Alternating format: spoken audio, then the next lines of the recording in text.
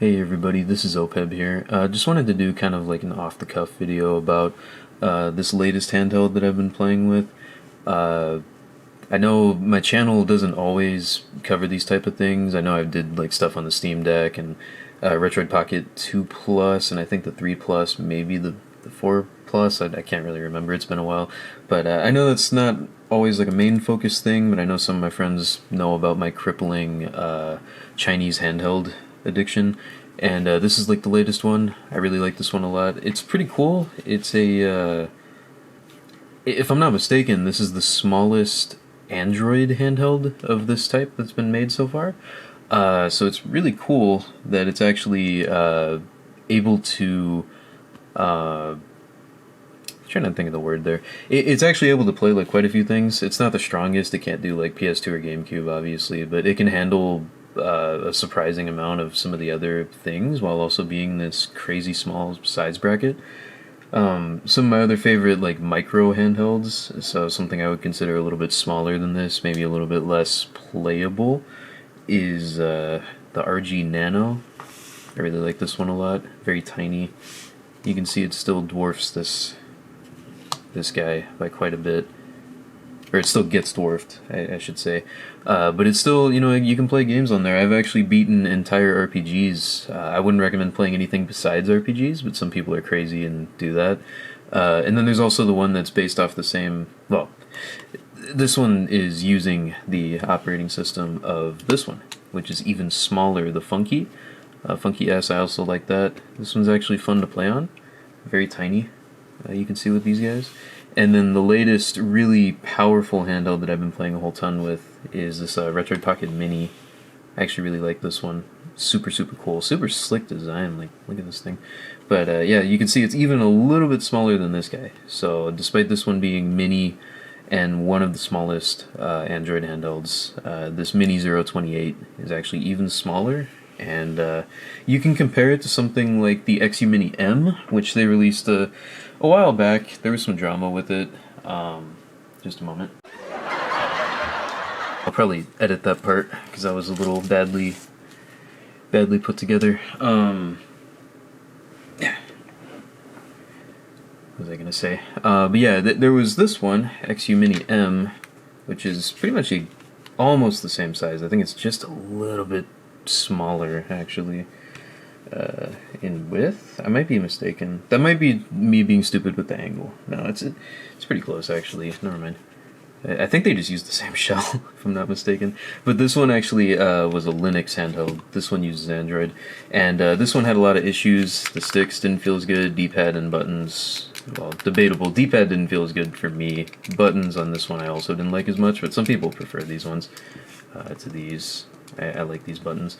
But they're just kind of hard to press down two at once, which I do understand. That can be kind of a problem. But these ones replaced a size bracket of a handheld I had quite a bit back. When I was like kind of early getting into this hobby, actually, there was one called the Trim UI Smart, and it was also around the same size. But you can see now with that, they've taken it, they're like, hey, we got sticks now, and this thing is way more powerful, it can do a lot. And since it's on Android, you have really reliable sleep mode. You don't have to worry about all the, and I really do respect that people work so hard to try and figure these out, but a lot of the Linux sleep modes, they feel really unreliable. They're a little scary. I've had them crash on me more than a few times where it ended up, I just should have just shut down the handheld anyway, which is actually something I really like about these two. Because they just shut down and save state. They don't worry about a sleep mode. But some people really work hard on the sleep modes and they don't work out. But on Android, you don't really run into that issue. You can drop in, like for example, I think I still have a game going on. Yeah, like you drop in, you still get a game on here, perfectly fine, no issues there. So that type of thing is really cool. And then just for comparison, for some of the other handhelds I've been playing with, kind of like hiding at my desk during work or whatever, compared to this guy. Look at that. This is like the Switch Lite. Playing some Dragon Quest III HD remake on there. But you can see how much smaller this one is. Loading up all your ROMs and stuff onto there. Really cool. And then, of course, the really crazy ones where I've been hitting a lot of my PC backlog and everything. Steam Deck. Look at this thing. It doesn't even fit in the frame. It's so big. But like, what's this thing? if you got to own two handhelds or whatever, I know people talk about that sometimes. They're like, oh, what's a good counterpart to a Steam Deck? I think this would be a decent fit. I know they're working on stronger stuff, though. They're working on one that's going to have like two D-pads, I think. Instead of a left stick and a right stick, it's got a left stick, a left D-pad, a right D-pad, and buttons. And they're planning on doing that for Tate mode, so you can like play shoot 'em up sideways like this, which is pretty interesting. I guess we'll see how that works out. I don't know if I'll grab that.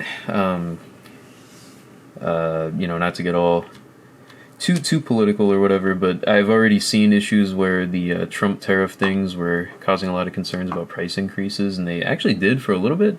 They had to announce, they were like, hey, we actually are going to jump up the prices. Sorry, they sent us a notice, and then it looks like they retracted it, so hopefully that doesn't continue to be the case. But I mean, these are Chinese-made handhelds, so that can be a little bit of a thing there. So I'm trying to back off of this hobby a little bit more, not spend as much money on just random junk that I probably shouldn't have. Owning so many of these, obviously I can't play all of them, so it's a little bit silly to keep doing it, but I've been really enjoying this one.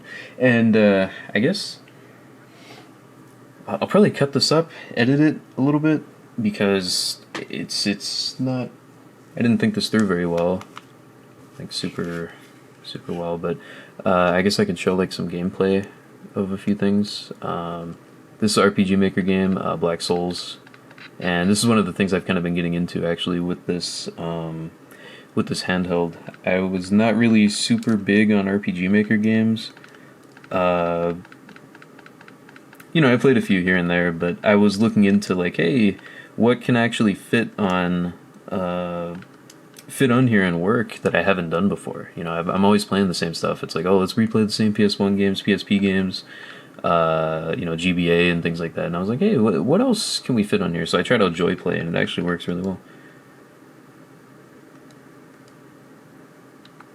So there's things like these. What a save's going there. But stuff like this works, you can go and get into fights and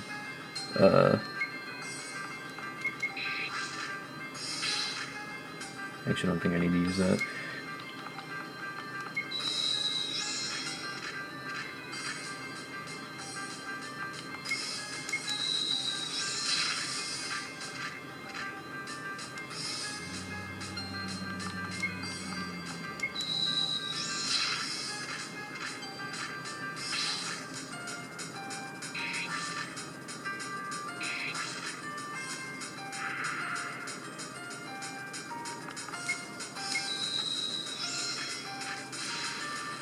And this has actually been a pretty fun game. It's surprisingly, I've gone a little brain dead on my playstyle now that I've gotten so much stronger. But like early on in the game, you actually get like a really cool ATB system with this evading or parrying versus certain bosses, and you can really like punch above your weight pretty high to actually get through encounters. I thought that was a really interesting way to handle it.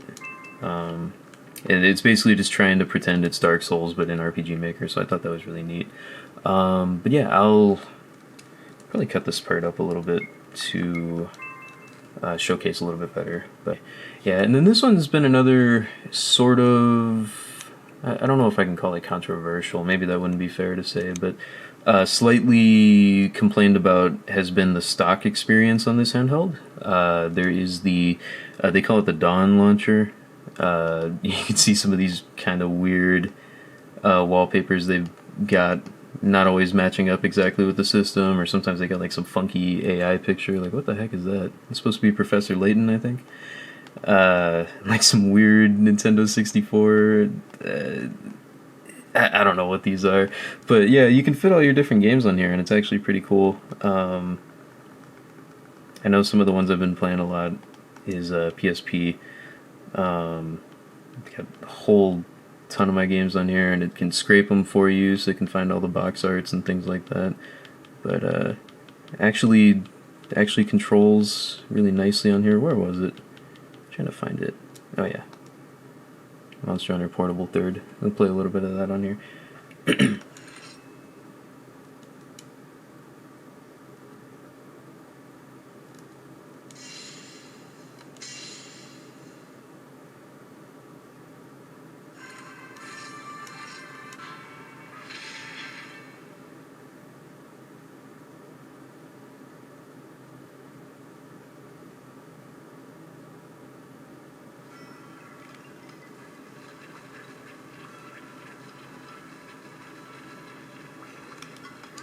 And like I was saying, this normally this isn't the type of game I would want to play on here, just because I do tend to prefer more turn-based RPGs if I'm going to play on something this tiny, because it does get a little cramped.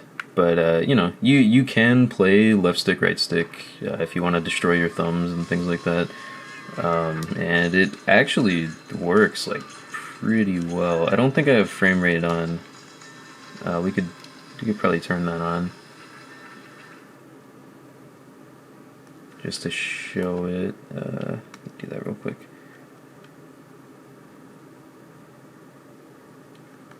Yeah, FPS counter and the speed up in the corner there. Hopefully that's displaying a little bit well. Let's see. Yeah, I think that's showing down there.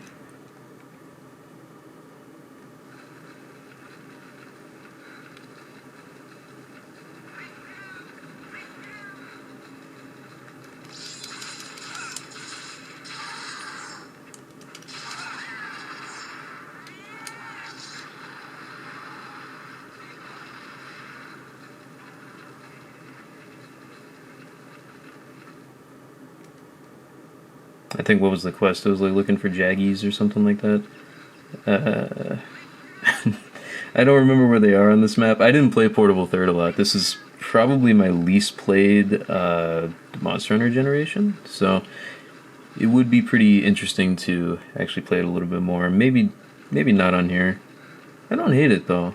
It's not the worst. And I mean, you know, you could always play it old school style where we just used to just do this and jump the camera around with the L button. That's still a little bit more comfortable than trying to right stick. I don't know if you can kind of see it with the way I'm holding it, but you definitely do kind of cramp your right thumb up a bit after playing like this for a while. But maybe if I try to relax it some, kind of just like focusing a little more on the face button side of it. Oh, and obviously fast forward works. Like for this game, it works. Some PSP games, it's not going to work. Different ones have different performance on different handhelds. Obviously, like PSP is a pretty solved system as far as emulating, but it does have some games that are still pretty tough. Even like for a game that can handle Monster Hunter really well, I actually had some lag with Shiren 4 at the start of the game.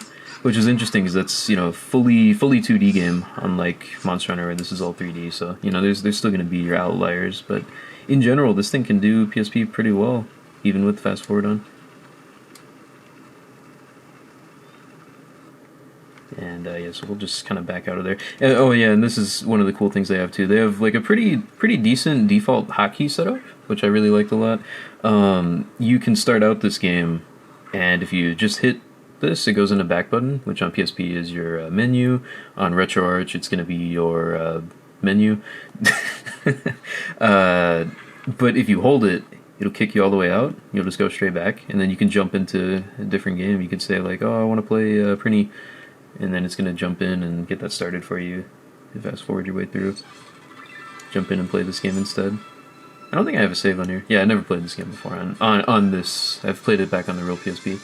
But then there's also other hotkeys you can do, like hold the button and L2, and that'll take you into the Android thing there. You hit X, you can close it out.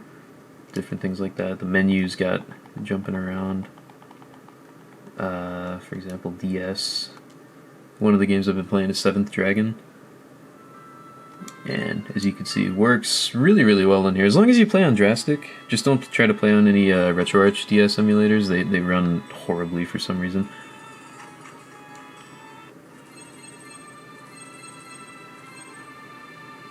You know, DS, nothing too troublesome. Only problem with DS, though, is that obviously this is not a touchscreen. So if you ever want to play a touchscreen DS game, I just wouldn't recommend it. You can use the right stick to emulate the stylus. That is possible, but it's not comfortable. So I wouldn't really do that unless it's a game that barely uses your stylus. But you know, to each their own. If you want to struggle your way through it, I've definitely struggled my way through games on really stupid handhelds just for the novelty of it, just like this thing. So that's definitely an option there. I'm trying to think of a few other things that I tested out that I really like a lot on here.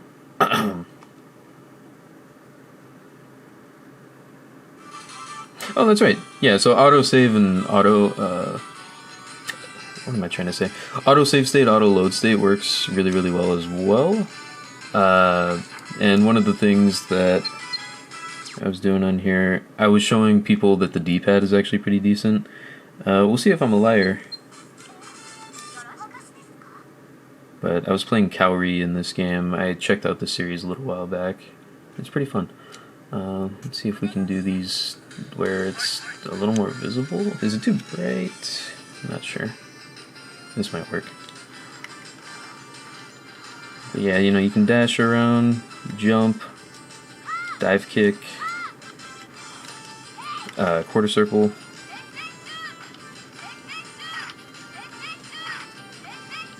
And I think it's a DP kick. Oh no, DP punch. Yeah, sorry. No, that's her throw. Oh, is it DP kick? How do you do it?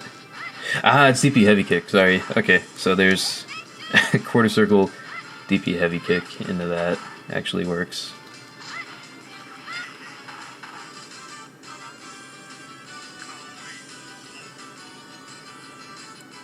And then I think, what else was it? She has an infinite.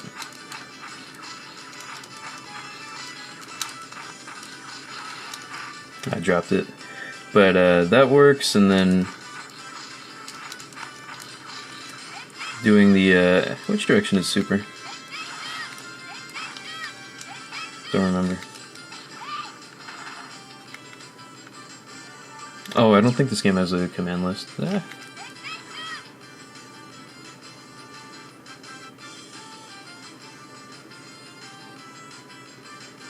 I'm being exposed as a fraud right now, sorry.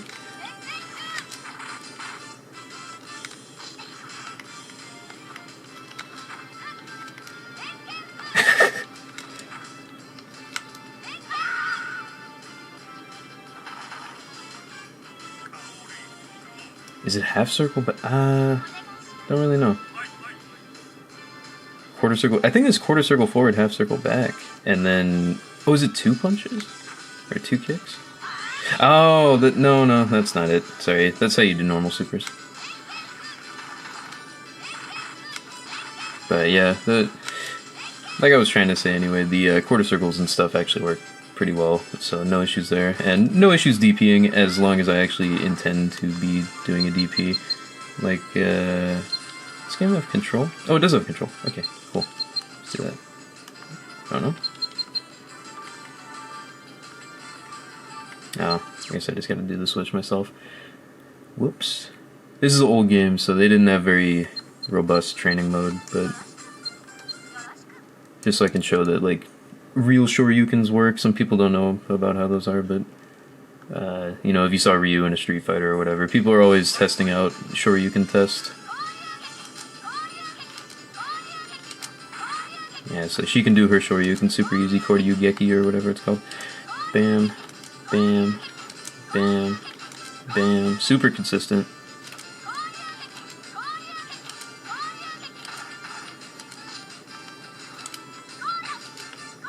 Fireball, fireball, fireball.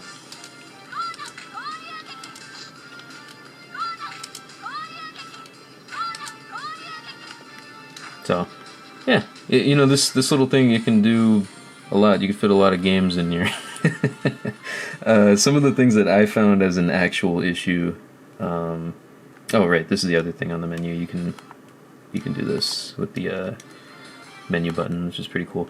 Another thing that I found to be kind of a big issue on here is on the stock experience, volume is kind of a big issue. You'll notice I'm actually playing on the lowest. If I turn it up, it's like unbearably loud.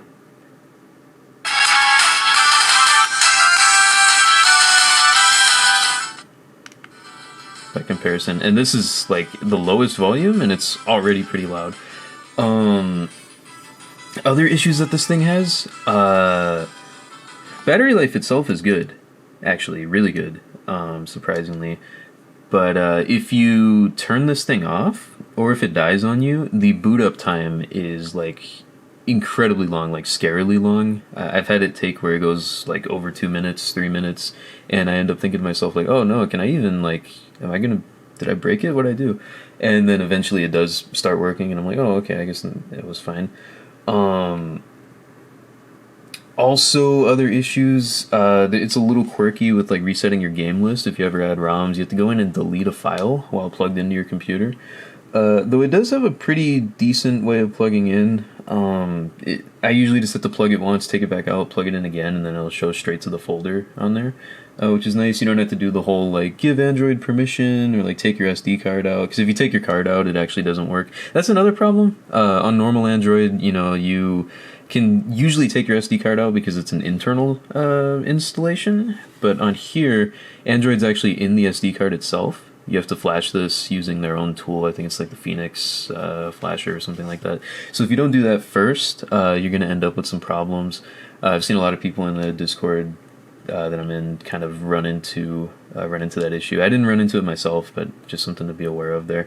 But there is a second SD card slot for expansion. So if this is one that you'd like to use as the your game storage or drop in ROMs from somewhere else, that'll definitely work. And then obviously if you're using like a Linux installation, which a lot of people are working on getting set up, I think MinUI already works. MuOS is on the way. I really like MuOS, but on here I'm definitely going to stick with Android because I think it's unique that it's so small on here. But those will work, and I'm trying to think of what else. What was the other problem? Oh, right. People mentioned the USB. I don't know if that's easy to see on here. Let me see. There's some issues with the... we'll zoom that in.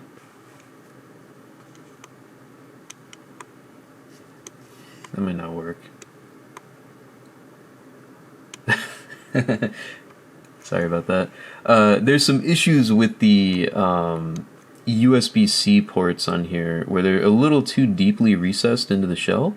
For me, it doesn't actually cause an issue. Basically every USB-C plug that I have actually fits perfectly fine. So for example, plug this in,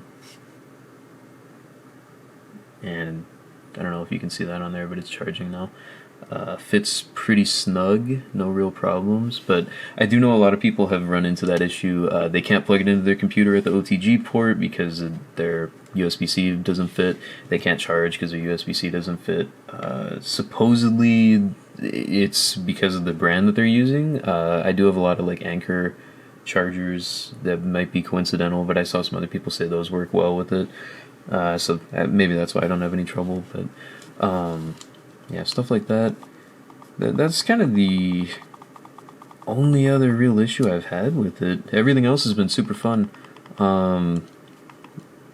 As far as game test and things like that, I don't know. I haven't thought about the rest of that super deeply. But if there's anything that you guys are interested in, maybe me playing on here, let me know. I could possibly do that and show the game off or something.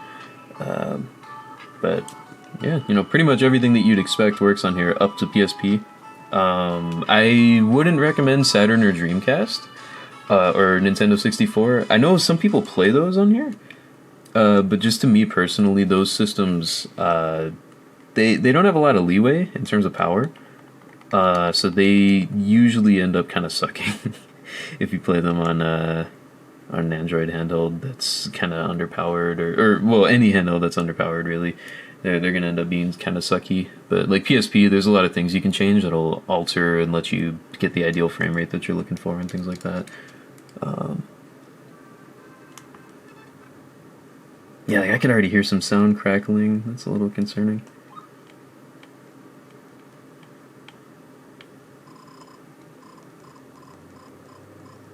Oh, maybe it won't be so bad. Let's see.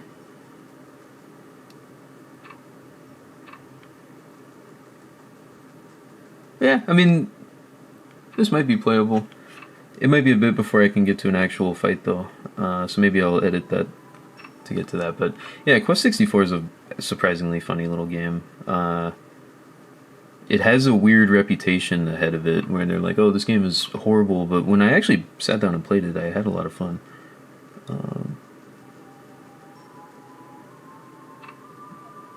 And I'm not a Nintendo 64 kind of guy. I never owned one as a kid, and I'm not really enamored with most of the library.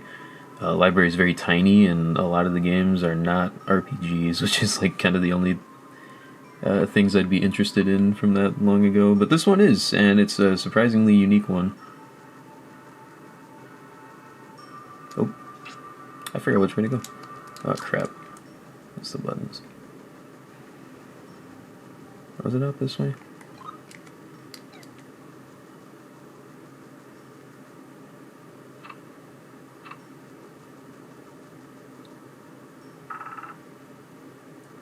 Oh yeah, I did remember correctly. Okay. Yeah. Now it is lagging.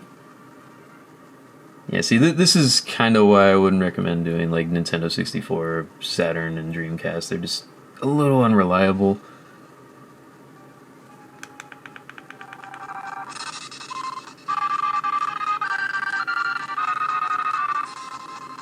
But, you know, if you find the the systems that will work for you, like, I'm hoping Ogre Battle would work on here. I really like Ogre Battle 64. It's one of the few games I like on here.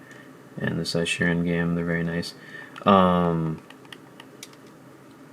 guess that's the last thing I can test. I can check out... oh. I tried to tap it. There is no touchscreen. And that's the other thing. You can navigate Android using a controller or D-pad, so... it's just a little finicky, but they are working on that. They mentioned that they're setting up some updates. Hopefully they'll be able to fix that in a way where you're not running into too much trouble.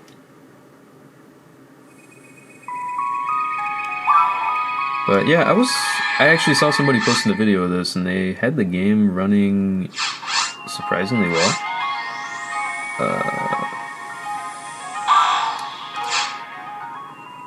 Oh, does this need some type of... Uh-oh.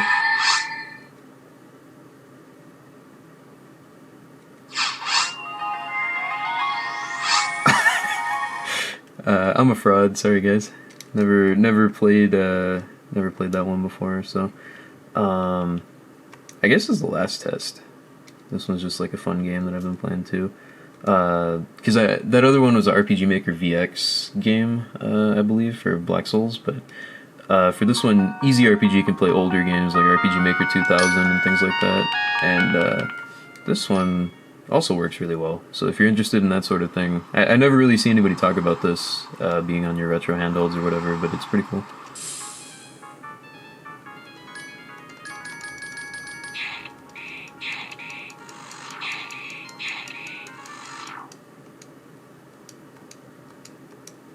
I don't know what it is, but these are like the sort of games where if you tie me to a desk and force me to play it, I'm like, oh, I'm not really that interested. But if I go and I play it on a handheld, it's actually, you know, a pretty good time.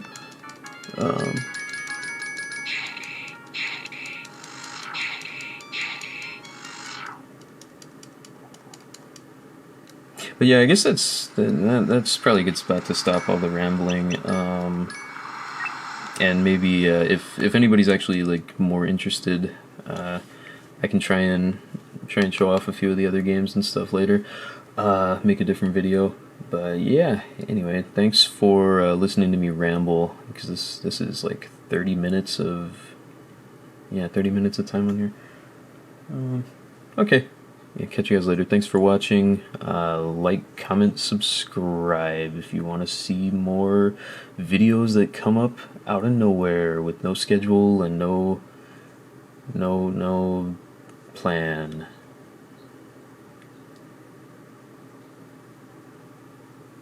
Bye.